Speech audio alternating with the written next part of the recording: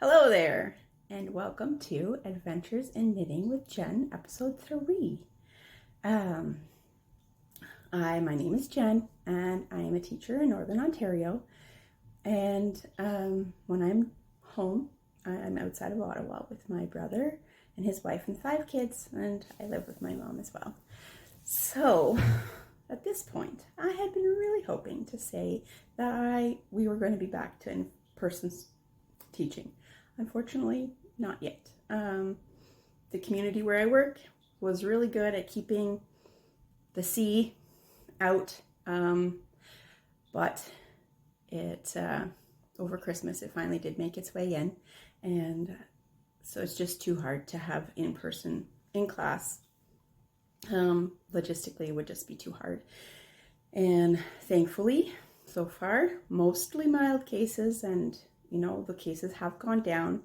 So we are hoping that we will be able to have school soon, but not yet. And wow, not teaching for this long in person has been, I've never experienced anything like this before. And I don't think many other people have too, we are experiencing it now, what everyone down south kind of experienced in the beginning of all of this mess. And wow, it has been hard, very hard. And I know many of my coworkers feel the same way. And I can't imagine what it'd be like for the kids not seeing their friends for so long. It's been rough on everyone. And mentally, it's been a struggle. There have been some really dark days during this time where, I just honestly, when you don't have a schedule, it's messes you up. It does. And yeah, some days it's just, even to get out of bed and get going and just do simple things around the house has taken all of my energy, and I haven't quite experienced anything like that, I think, since high school. But I want to talk about some positive things that are coming out of that, and that is, one thing is that I have learned to be way more sympathetic. Unfortunately, I was one of those people before who, if I didn't think what you were going through was hard or really hard, I kind of dismissed it and, tough love, oh, suck it up kind of attitude. And yeah, that's no longer the case, because being up here, I have a good job, and it's been consistent through all of this time. I have a great roommate. So, and I know that people down south and everywhere have suffered way more during this time than I have. So you'd think, oh, Jen, you've got it easy. Why are you struggling? And I kind of feel bad about feeling bad, if that makes sense. But unfortunately, you can't just flick a switch in your brain and go, oh, you have it good, be happy. So that experience has definitely made me more compassionate. And you know what? We had no right to judge anybody else. Everybody has their hard to them. It might not be what you are going through, and if yeah. Anyways, I just wanted to say that, one positive out of this for me has been definitely becoming more compassionate and listening to people and not dismissing what they're going through just because to me it wouldn't seem hard. Yeah, so that's one positive.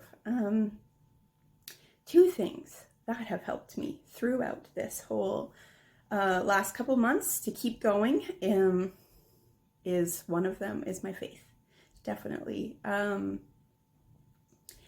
I know that whenever I'm not paying attention, when I am, I haven't been reading my Bible or praying or spending time with God, that the dark days are a lot harder to deal with, a lot harder. And when I turn to Him and when I'm spending time with Jesus and working on my faith, they're a lot easier. That doesn't magically go away, just because, well, in the verse in the Bible it says, cast your burden's on him and he will sustain you. It doesn't say that he's going to remove it and make it vanish and it's going to be all sunshine and roses.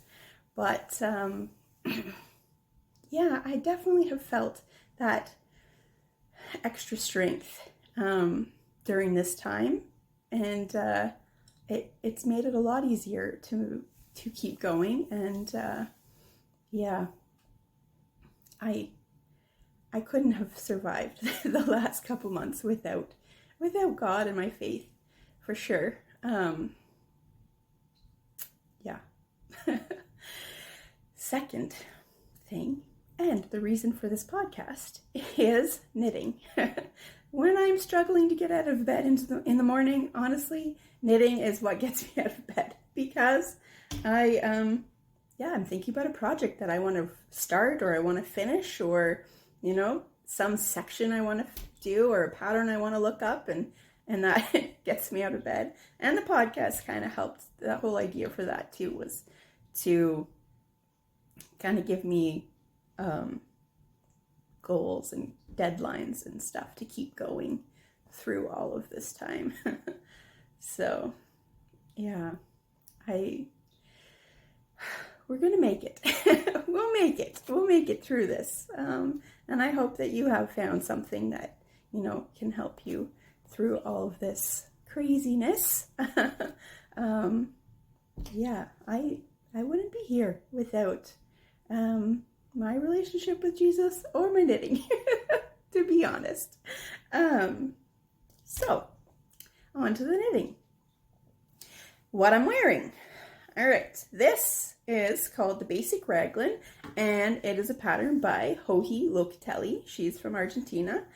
And, well, this is a few lessons learned in this sweater. For one, you can see that this here is a lot different color than the rest of the sweater. And when you're buying yarn from an indie dyer, there might be dye in different lots and the color absorbs differently. So they always tell you to alternate skeins to make it more look like stripes instead of color blocked. So, I learned. Also, in gauge, because this sweater is huge. I did not measure to make sure that what I was knitting equaled the pattern. And yeah, so I have this really large sweater.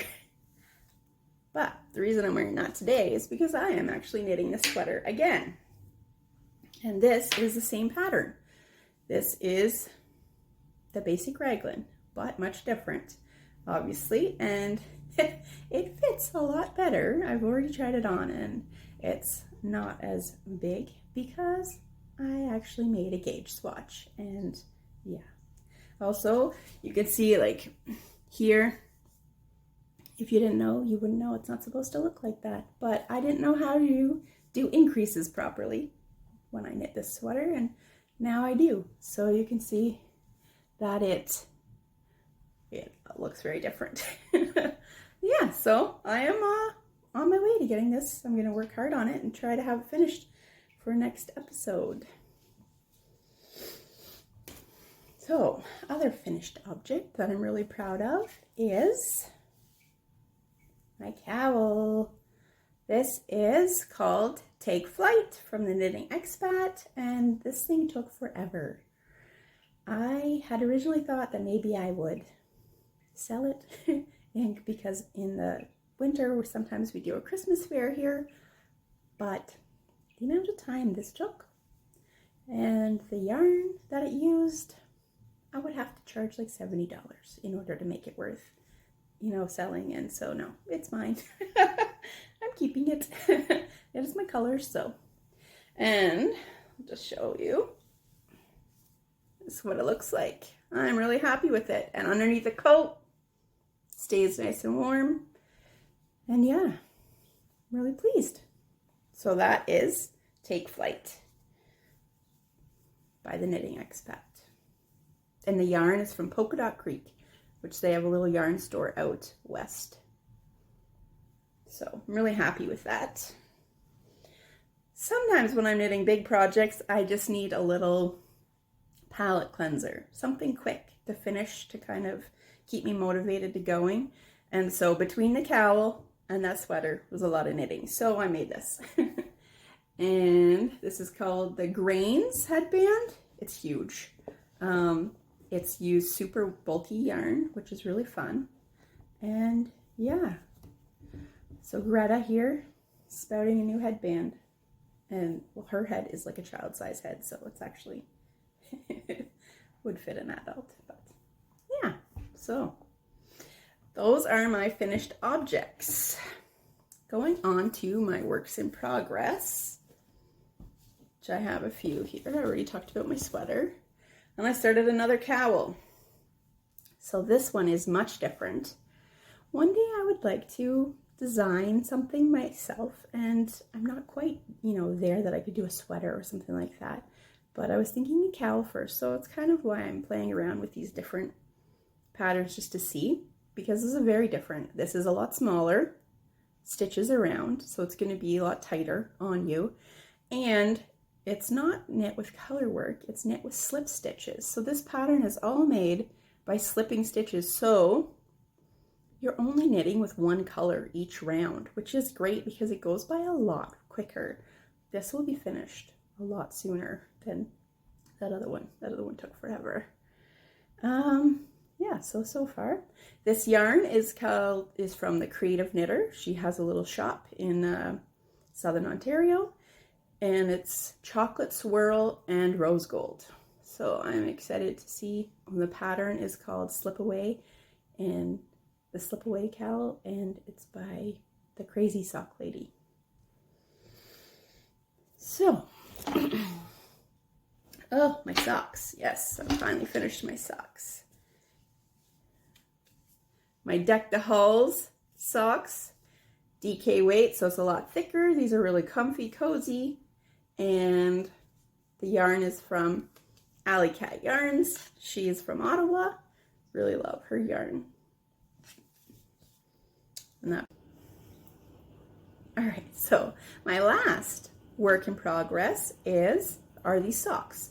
This yarn is from Essence of Autumn, and she is in Ontario. This yarn is a little different than what I normally knit with. So this yarn is BFL yarn, and I kind of wanted to talk about the difference between that and merino. So merino yarn is what the majority of people use. Like, that's what you're going to find at Michael's and most yarn stores is merino yarn. But there's a whole bunch of different varieties of sheep, and they create a different kind of wool, and it's kind of been fun for me to go to experiment. And BFL is definitely by far the best for socks in my opinion. So let me show you a little picture, hopefully, of a merino sheep and a BFL sheep, so you can kind of see the difference. The BFL doesn't have any, like, their face is very different, as you can see. So merino wool is softer. It doesn't always hold as well as BFL. BFL is scratchier. So, I mean, you have to think. Merino is better for, sweaters. This is merino, soft. Or hats or mitts, or, something that's going to be next to skin. But for me, for warm winter socks, BFL is just the way it is. The way to go, in my opinion. Yeah, I love it. They stay put better, so I already have another pair, and they're my favorite to wear because they stay put. They don't fall off, and they're a lot warmer than merino. So yeah, that's the difference between BFL and merino. Every yarn has its place. This color is called Butterfly's Dream. It's really pretty. So what I kind of wanted to do is talk about Essence of Autumn, because I have several of her yarns. I really like them. She is from, as I mentioned, Ontario, and her colors are just beautiful. So I have a couple different here. I just want to show you. Like, oh my word. So that's her. And I'm going to put a link below if you want to go check her out. So yes, indie dyed yarns are more expensive than what you would find in Michael's, but you have to remember that dyeing yarn takes a lot of time. So it's worth the price. And this is 100% superwash merino. It's worsted, so this will be like a hat. This is called Rust and Bloom, so you can see it's kind of got like a brown in there. It's really pretty. And this is another sock called Hydrangea, BFL again. I love her BFL. And those are going to be some really pretty socks. And this one is called Meadow, or Garden Party, sorry, Garden Party. Yeah, so, and it's 100% superwash merino. Now this is really pretty. It's called Panning for Gold. Look at that. Now this has got cashmere in it. Ha! It is 80% superwash merino, 10% cashmere, and 10% nylon, and it is super soft. So beautiful. This is going to be another hat Dana for myself. Because yeah, it's just so soft. So yeah, my little yarn review. Essence of Autumn. She's got a YouTube channel. You can watch her dye yarn, and her yarn is just gorgeous. She has a silk linen base that I really want to try. Like, that would be amazing for summer. So yeah, that's my little podcast for today. I hope you enjoyed it, and I will see you in 2 weeks. Take care.